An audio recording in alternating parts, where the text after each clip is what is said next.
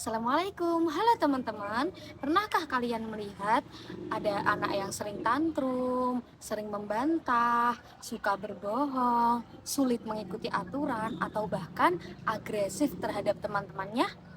Nah, perilaku-perilaku tersebut disebut perilaku maladaptif, yaitu perilaku-perilaku yang tidak sesuai dengan tuntutan lingkungan dan dapat menghambat perkembangan dari anak tersebut.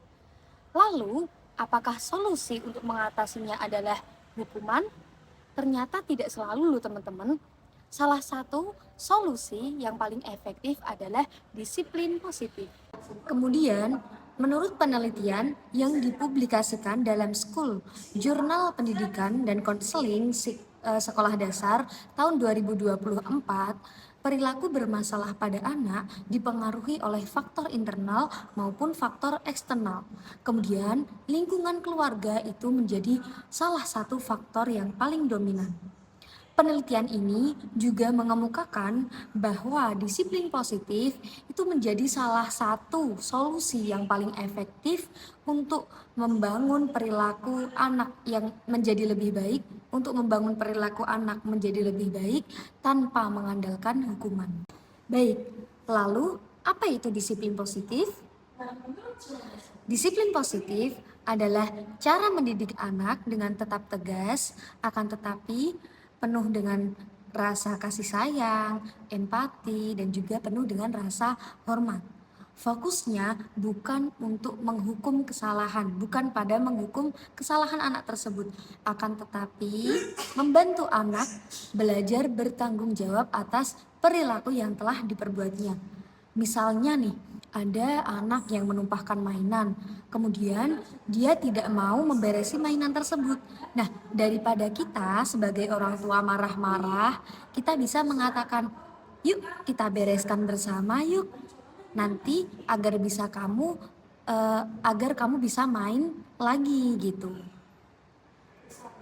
Kemudian, dalam penelitian Jurnal Obsesi tahun 2025 juga menunjukkan bahwa disiplin positif itu dapat meningkatkan regulasi emosi, kemudian memperbaiki kemampuan sosial, dan juga meningkatkan motivasi belajar dari anak tersebut. Nah, kira-kira cara seperti apa sih yang bisa kita terapkan untuk disiplin positif ini? Nah, berikut ada cara-cara sederhana dalam menerapkan disiplin positif. Yang pertama yaitu kita harus memberikan alasan terhadap aturan yang kita buat. Jadi anak itu harus mengetahui alasannya. Kenapa sih kok tidak boleh keluar malam? Kenapa sih kok setelah bermain harus dirapikan. Nah, itu anak harus mengetahui alasannya. Kenapa sih kok tidak boleh lari-lari di dalam rumah gitu. Kita jelaskan alasannya. Begitu. Yang kedua, kita harus konsisten terhadap aturan-aturan di rumah yang telah kita perbuat. Jangan sekarang boleh, besok tidak, besoknya lagi boleh. Nah, itu kan kurang konsisten. Jadi kita harus konsisten terhadap aturan yang kita buat untuk anak kita. Kemudian yang ketiga, memberikan pilihan bertanggung jawab kepada anak.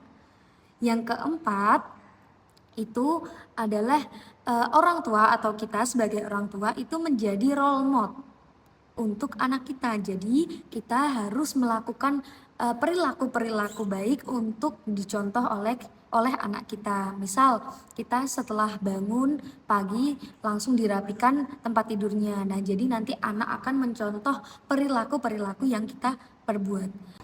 Kemudian yang kelima yaitu mengapresiasi perilaku positif sekecil apapun itu yang dilakukan oleh anak. Misal nih, setelah bangun tidur terus anak langsung membereskan tempat tidur. Nah, kita apresiasi, "Wah, bagus sekali tempat tidurnya sudah dibereskan." Terus misal setelah makan anak langsung mencuci piring. Nah, itu kita apresiasi juga. "Wah, bagus sekali setelah makan langsung dibersihkan. Baik ya, berarti kan jadi bersih ya," gitu.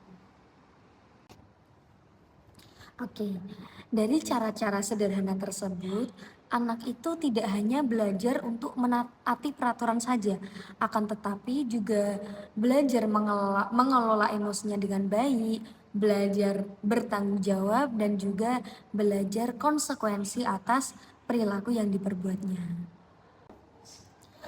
Baik, jadi untuk mengatasi perilaku maladaptif anak itu tidak harus melalui bentakan ataupun hukuman fisik, teman-teman.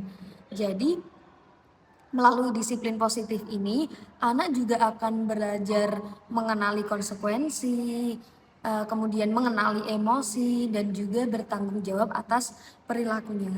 Jadi kita harus ingat teman-teman bahwa disiplin ini bukan untuk membuat anak takut, akan tetapi untuk membantu anak agar tumbuh menjadi pribadi yang mampu mengendalikan dirinya sendiri. Karena anak yang dididik dengan penuh hormat oleh orang tuanya akan belajar menghormati dirinya sendiri dan juga belajar menghormati orang lain. Baik, mungkin seperti itu saja. Kurang lebihnya mohon maaf. Terima kasih. Sampai jumpa di video berikutnya. Wassalamualaikum warahmatullahi wabarakatuh.